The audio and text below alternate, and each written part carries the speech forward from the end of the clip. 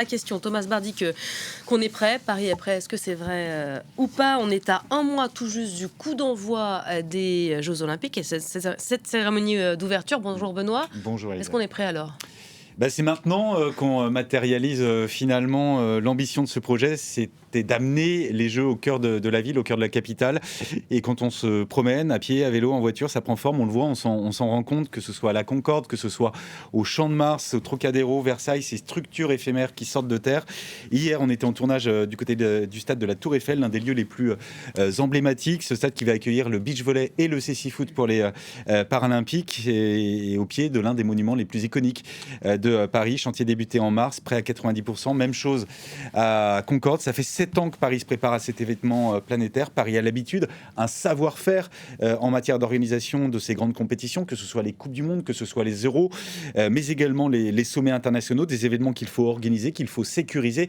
Pour la seule journée du 26 juillet, je vous rappelle qu'il y aura 45 000 policiers et gendarmes dans le périmètre de la cérémonie d'ouverture, et puis 30 000 policiers et gendarmes chaque jour pendant toute la durée des Jeux.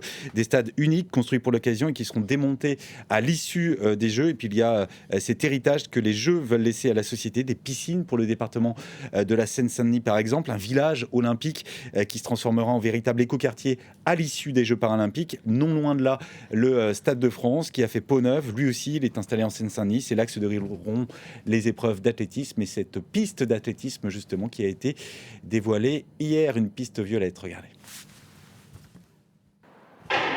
Ils ne sont pas qualifiés pour les Jeux, pas même encore sportifs professionnels. Pourtant ce mardi, ce sont eux qui ont franchi pour la première fois la ligne d'arrivée sur cette toute nouvelle piste olympique du Stade de France. Ces jeunes franciliens qui servent de cobayes le savent, ce sont des privilégiés. Le simple fait d'être au start, pour moi c'est un honneur de courir ici en fait. C'est un honneur et j'ai même pas de mots pour l'expliquer. D'habitude, quand je suis en compétition, j'ai toujours le visage fermé, un peu comme ça, un peu fâché. Là, j'avais le sourire aux lèvres. Pour ce test grandeur nature à un mois des Jeux, le Stade de France étrenne sa toute nouvelle teinture violette. Mais l'enjeu de la journée, c'est de peaufiner chaque détail, régler les volumes de sable, tracer les pistes au millimètre, tester les chronomètres. Près de 400 personnes pour une dernière répétition générale avant le grand saut dans l'inconnu et le début des compétitions. On a vraiment besoin de tester les opérations, des gens, des équipes qui ont très peu travaillé ensemble.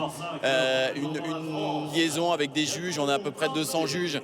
On va avoir 350 volontaires dans le stade, uniquement pour la partie sportive. Donc c'est important de voir comment ils découvrent un peu ce stade. Les épreuves d'athlétisme débuteront le 1er août. Avant, il y aura eu le rugby. Pendant les Jeux, le Stade de France accueillera en moyenne plus de 120 000 spectateurs chaque jour. Bon, valide ou pas ce violet? Benoît a dit non, pas du tout.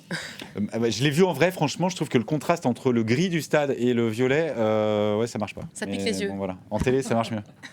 Bon, j'ai une séquence pour vous. Il y a une question qu'on se pose aussi forcément. Il y en a un qui a promis de se baigner dans la Seine et de tester l'eau de la Seine. On n'y est absolument pas. C'est tourné en dérision. L'eau de la Seine qui est censée être baignable d'ici ces Jeux, c'est tourné en dérision sur les réseaux sociaux. Vous voyez un peu ces images. Je crois que la question a même été posée à Gollum récemment. Est-ce qu'elle est bonne, l'eau de la Seine? Alors, est-ce qu'elle est propre pour les JO? Bon, évidemment, à la vue de sa tête, on imagine la réponse, Benoît. Non, il y a beaucoup de blagues, évidemment, sur les réseaux sociaux quant à ce pari qui a été fait aussi par les politiques. Je pense qu'on... Voilà, mais on a rangé les parapluies un peu fou quand même, le pari. On a rangé les parapluies depuis quelques jours seulement. Ça vous a pas échappé par un temps très pluvieux à Paris, avec 2 fois plus de précipitations qu'à la même époque l'an dernier. Conséquence, un débit de la Seine qui est très très élevé. Ces eaux de pluie qui charrient toutes sortes de déchets qui finissent donc dans la Seine. Les dernières analyses ne sont pas bonnes autour du pont Alexandre III. C'est là où doivent se dérouler notamment les épreuves de natation pour le triathlon et la natation en eau libre. Le plan baignade qui avait été lancé en 2016, 1,4 milliard d'euros pour assainir le fleuve. Force est de constater qu'à un mois des Jeux, on est encore loin de tout ça. Si ces épreuves devaient se dérouler demain, elles seraient tout simplement annulées. L'an dernier, la mauvaise qualité des eaux de la Seine avait provoqué l'annulation des épreuves de Coupe du Monde en eau libre et perturbé le test event de triathlon. Avec le retour du beau temps, les résultats des prélèvements devraient être meilleurs. Pas sûr que la qualité soit parfaite. En revanche, autour du 14 juillet, la date qu'a prévue Anne Hidalgo, qui a coché sur son calendrier Anne Hidalgo pour piquer une tête dans la Seine. Mais vous allez voir que du côté des organisateurs, on est plutôt confiant. On était avec la directrice de la communication de Paris 2024 hier.